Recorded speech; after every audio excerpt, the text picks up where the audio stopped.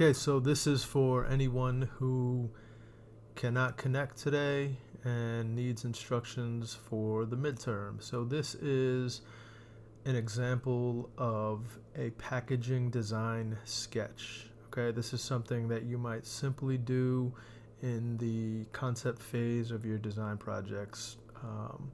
So the end goal of today's midterm exercise, and I'm calling it an exercise, not a test or an exam, because really, like I always say, everything is more about evaluation than it is about grading or anything like that. So the end goal is to create a image that is photoshopped that has a piece of food item, a dish item, and a piece of hand-drawn typography. This can be something that you do with pen and paper, brush, whatever, however you'd like to do this. It could be calligraphy, a brush pen. But I do want you to put a little bit of design consideration into this sketch. So again, this is rough. We don't have a lot of communication in here. This is just basically concept like, okay, a logo could be something like this, and the main imagery can be something like this. Now, I will go through the bullet points of the test, or exercise, I should say, and then I'm going to come back to this and kind of go over, just some, things that pertain to this, especially the type. So, this is a little sheet that has all the info you need on it, and basically all of this stuff counts. So you need to make sure your file is the dimensions listed here. You need to make sure it's the color mode listed here, the resolution listed here, the file type, and again, these are just quick reminders of what you have to do. So find imagery of a dish, a cup, etc., some kind of dish. Find imagery of fruit, food, etc., and comp together. So again, you're going to find two images, at least. It could be more than two if you're feeling, like you want to challenge yourself.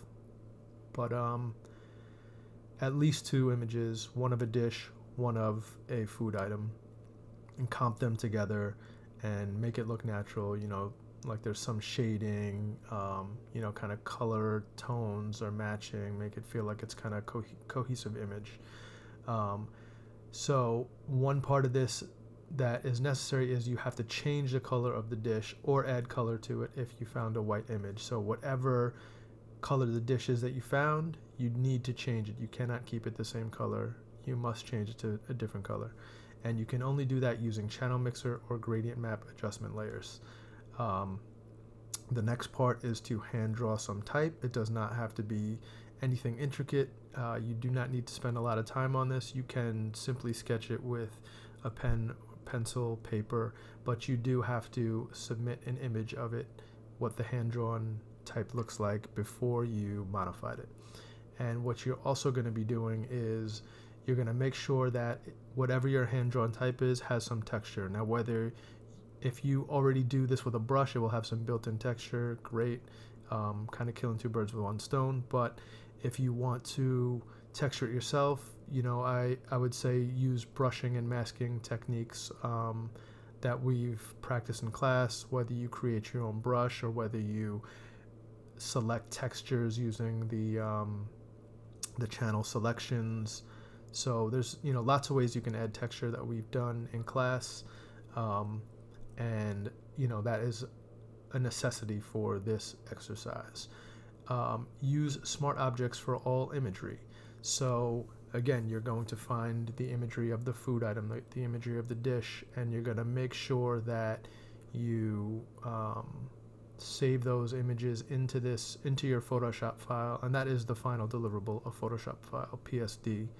You're going to make sure that whatever imagery you save into this file, including your hand-drawn typography, you bring in as a smart object. Non-destructive editing, you know how we do. Background color doesn't have to be white, any color that you want.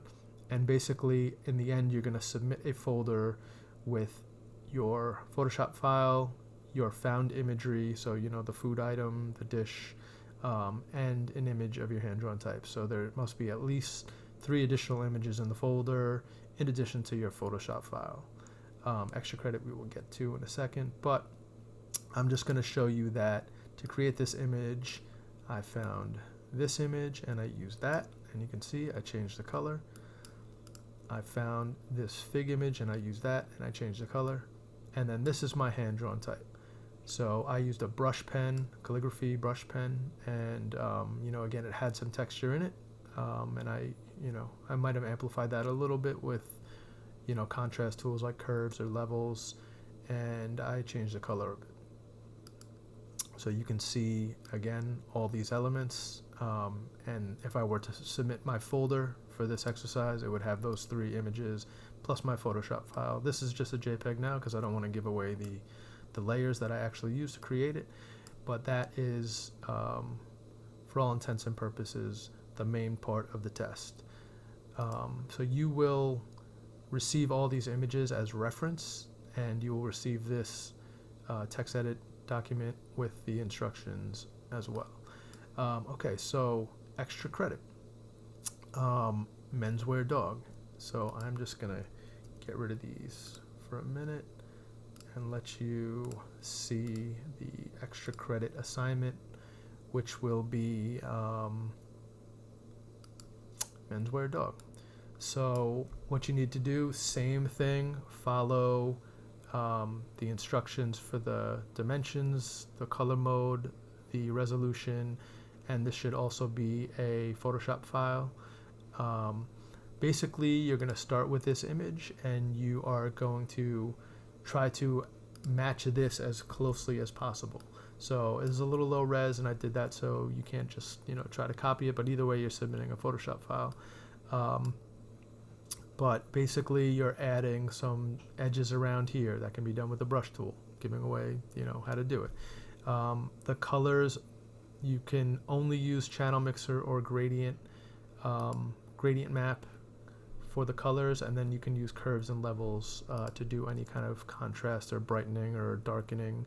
And then for the type, this is the blend tool, and it has it is masked into this typography, and you can actually do that in Illustrator first and bring the whole object in, and then it is textured with a distressed texture on it. So again, we have lots of images from this semester you can pull from to pick up textures. They should all be in the FFS folders. If you want to go back, you can use any of those.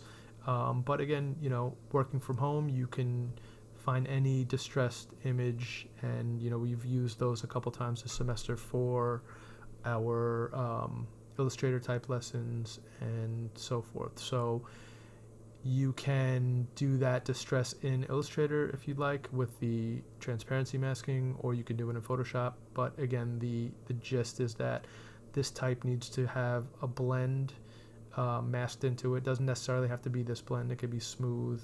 It could just be lines. It doesn't have to be a zigzag. But it does have to be, pretty clean type so that we can see that blend effect. And then it does have to have some texture kind of masked out of it. Whether you do that masking in Illustrator or Photoshop, I'll leave up to you. And also this type has like a subtle drop shadow on it. And, we've color changed the jacket. We've color changed the hat. And even the background a little bit. There's some kind of overall warmth added to this image. So again, you're trying to replicate this image, and this is an extra credit. Again, if you do this, I'm assigning extra credits for anyone that's maybe had an absence, or anyone that feels they're not confident about their grades. Or you might even know that you're going to miss a class for the remainder of the semester and want to just kind of get ahead of the curve with that. So that is the extra credit, and that's it for the exercises. There will be no homework this week, and this is it. So good luck to everybody, and hope you do all this perfectly and everybody gets A's. Thank you very much.